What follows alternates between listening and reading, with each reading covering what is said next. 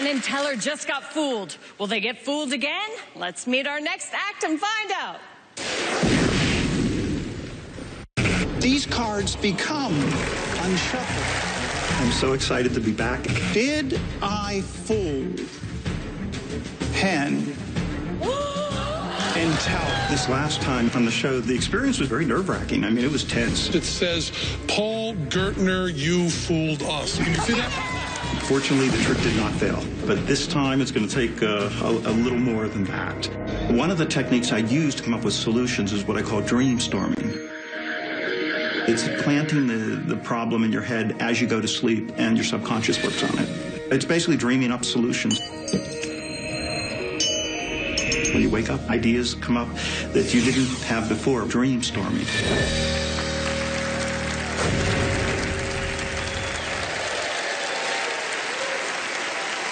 Fool us historians will certainly remember our next magician. Fool us virgins, let me introduce you to Paul Gertner.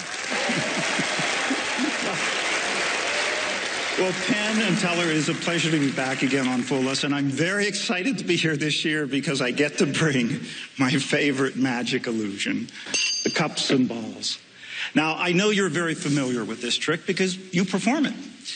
But for those in the audience that are not, let me explain. It's based on an old gambling scam known as the three-shell game. Now, part of the game is that the ball is soft, it's made of sponge, and the cup is solid, it's made of brass, metal. So whenever that ball is under the cup, you can't see it. And when the magician mixes them around, you can't hear it. And at any given time, the magician can make that ball disappear. Now, of course, well, Penn and Teller already know the secret to this trick. The secret to this trick is you use an extra ball. And you always hide the extra ball underneath the cup on your right. So I'm going to perform the trick, but I'm going to do it a little differently because I grew up in Pittsburgh, Pennsylvania.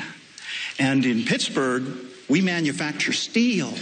And when I was a kid and I was looking for a ball to do the trick with, I found one in my dad's toolbox. It was a steel ball bearing. You see, my dad was a steel worker in Pittsburgh. In fact, my favorite childhood memory of Dad is the day he and I shared a drink after work together. It happened in our kitchen. I was practicing this trick all day long. And Dad came home from work, hot, tired, and thirsty. And I said, Dad, would you watch my new trick? And he says, oh, okay, but first I need a drink. And he went to the refrigerator and he poured himself a cold beer. And then he set a glass in front of me and he poured me a Coke. And once Dad and I had our refreshments, well, I got a chance to show him this trick. But I was a kid. I didn't know you were supposed to do the trick with a little sponge ball. And I put Dad's steel ball under the cup, and I mixed them around, and I said, Dad, where's the ball? And of course, he knew immediately. And pretty soon I figured it out, that you can't fool anyone with a steel ball and a metal cup because of the element of sound, unless you could cause the sound in the ball to disappear and travel over here inside your pocket. Now, that's what it looked like the first time. I'll do that again. This time, Allison, I'll let you take a guess. If you watch the ball, take a guess. Which cup do you think I just slipped that ball under? Which one? Well, no, look, I'll explain, Allison. Remember, you always hide the extra ball underneath the cup on your right. But of course, Allison, in my book, no matter what you choose, you're a winner. You're a winner. 3 cups to 3 balls. Now we're ready to start the trick. Now, if you watch the ball right here, whenever I give it a little push, okay, it will actually penetrate right through the top, balanced on the edge. I'll do that again. This time the ball will go right through the top of not 1, but actually 2 cups, like this, balanced on the edge. But I want everyone to know exactly where the balls are. So whenever I place a ball under a cup, I'll give it a little shake and you'll hear it under the cup. Okay, and here we go. Ball number 1, under cup number 1. Ball number 2, under cup number 2. And ball number 3, under cup number 3. And if I take 2 of them invisibly, and I set them on the middle, and I give them a little tap, you see now, these 2 are empty, because they've all come together in the center. Thank you. Thank you. But you know, it is the end of the trick. And when I do this at trade show exhibits, this is the part that gathers the biggest crowds, so watch closely. You see, I actually take the ball out from under the cup, and I say to somebody, watch, I'll remove one ball from the game, like this. And then I put it in my pocket. And then I say, look, if I remove another ball from the cup, Penn, how many would that leave underneath the center cup? One. Just one, I think? Yeah, just one. But if there's one there, you see there's another over there, and I'll show you how the trick is done. You see, I never really put the ball in the hand. I never put it in the pocket. But while everyone's watching the pocket, I actually can slip the ball under the cup, and it looks like it was there all the while. But if I really get rid of it, Allison, this time take one last guess. How many balls do you think are underneath the center cup? 1, 2, or 3? For you, Allison, I did all 3. But you know, you can't do this trick with just 3 balls. You need an extra one. And Allison, where did I say we always hide the extra ball? Right. Exactly. Underneath the cup on the right. But there's another extra ball right over there, and they're both pretty big, and they're both solid and pretty heavy, but underneath the center cup is the biggest one of all, because there it is. No, that's not it. That's the biggest one. But I can't figure out where it comes from. Thank you. Thank you. Oh, Penn and Teller, I told you this trick was inspired by my dad, which is why I can't help but think of him every time I do it, which is why in this cup, I always keep Dad's balls. And in this cup, in honor of Dad, I always keep a can of Coke. And in this cup, well, remember, you always hide the extra ball underneath the cup on your right.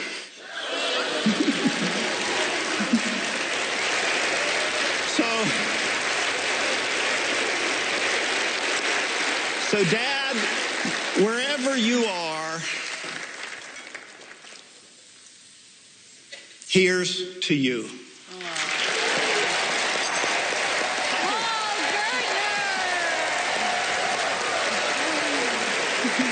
Man, you got balls.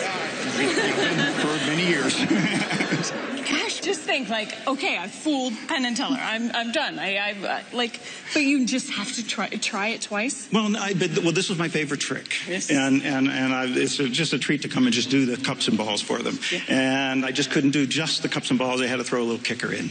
So yeah, you seem to specialize in kickers. Yeah, well, I think all magic should have that. I mean, that's what magic's all about. It's about having that little moment at the end where someone thinks the end is there, and then all of a sudden, boom, you hit them one more time. Wow. Okay, you know? Time to see if they got it.